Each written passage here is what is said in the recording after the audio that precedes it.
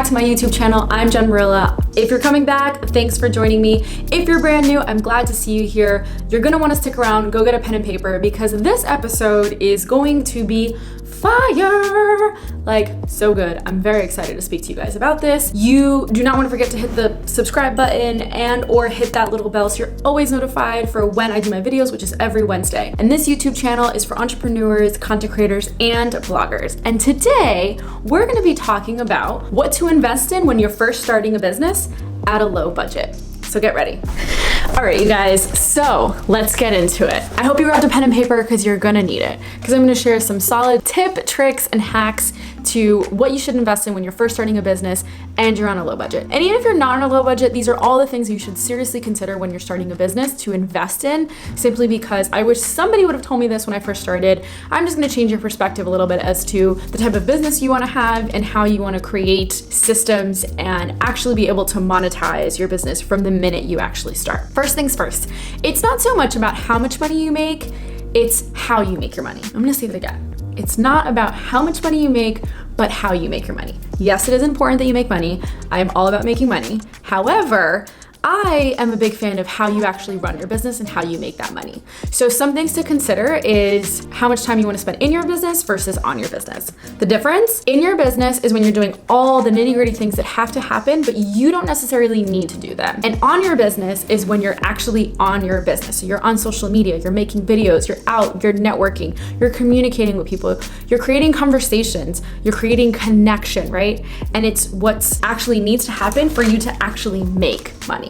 Okay? All right, so let's get into it. Number one, the most important thing is systems. When you have an online business, you wanna make sure that systems are in place before you create, launch, or sell anything, simply because it makes the whole process so much easier and less stressful on you. So I want you to consider a few systems. When you have to pick a website, you either have to pick the domain between Bluehost or GoDaddy, and these are just the popular options, but there are plenty more out there. Then you have to create the website, so you have Wix, Squarespace, or WordPress. Keep in mind that Wix and Squarespace are a lot easier for creative design versus WordPress. WordPress is a little bit more flexible, but it is definitely a little bit more complicated. Another thing you want to consider is you're managing your team and your work, right? And from the beginning, even if you don't have somebody that you're paying or you're just you, yourself, and I want you to pretend you have someone, because it gives you the accountability and the discipline to start already organizing your procedures and your work so that when you do hire someone, it's an easy onboard process, okay? So Google Drive is something I use for free to manage all of my stuff, and I manage my team through Trello and or Asana. I used to use Trello from the very beginning,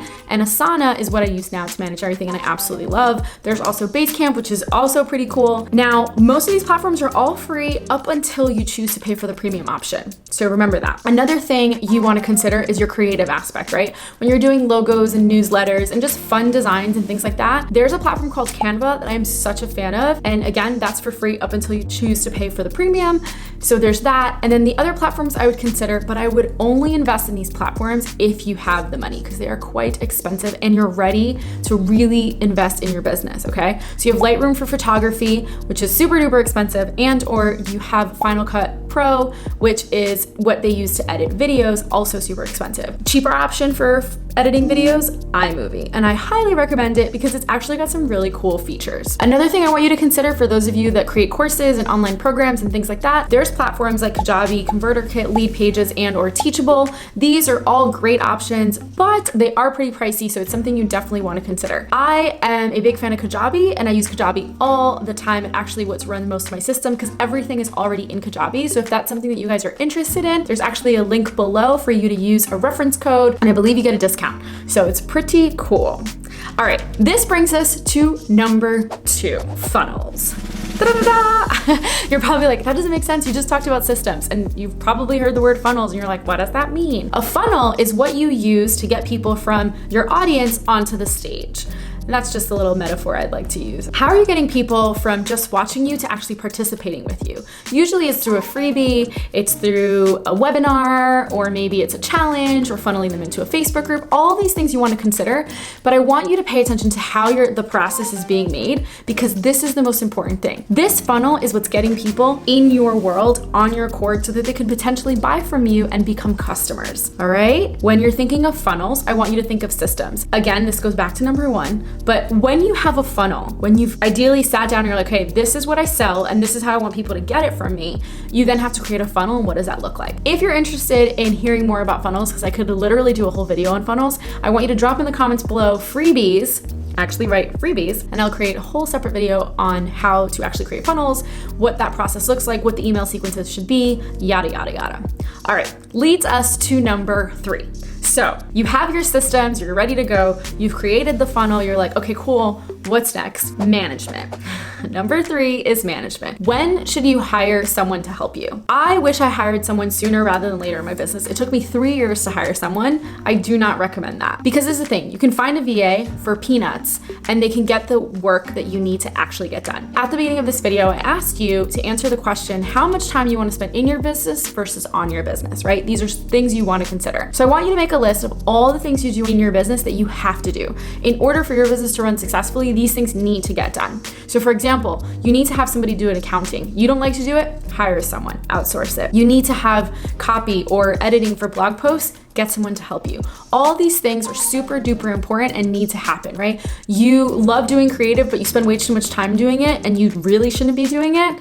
You can hire somebody to help you do that. So these are all the things I want you to consider. So when you make this list, I want you to highlight all the things you love to do and then underline the things you hate to do but actually have to happen. And then from there, you're gonna create a standard operating procedure for each of these things and how they work. And you're gonna set it up in your project management site. So you have different project management sites like Monday.com, Basecamp, Asana, and or Trello. These are all great platforms. I highly recommend it. And again, you wanna start using them as soon as possible. Even if you don't have a team, I want you to pretend like you do, because it really starts shifting your mind to where you see your business going in the future and where it currently is and how fast you take it there. Got it?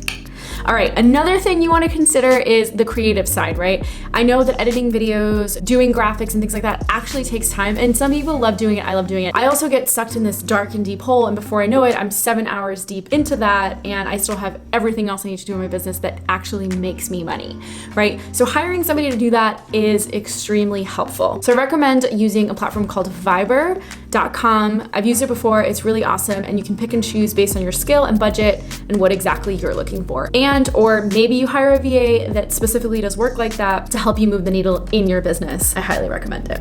All right, that leads me to number 4. So now you have your systems, you have a funnel, you have somebody helping you. What is the next big thing you should invest in? I don't care if you love accounting or not. I think you should invest in an accountant.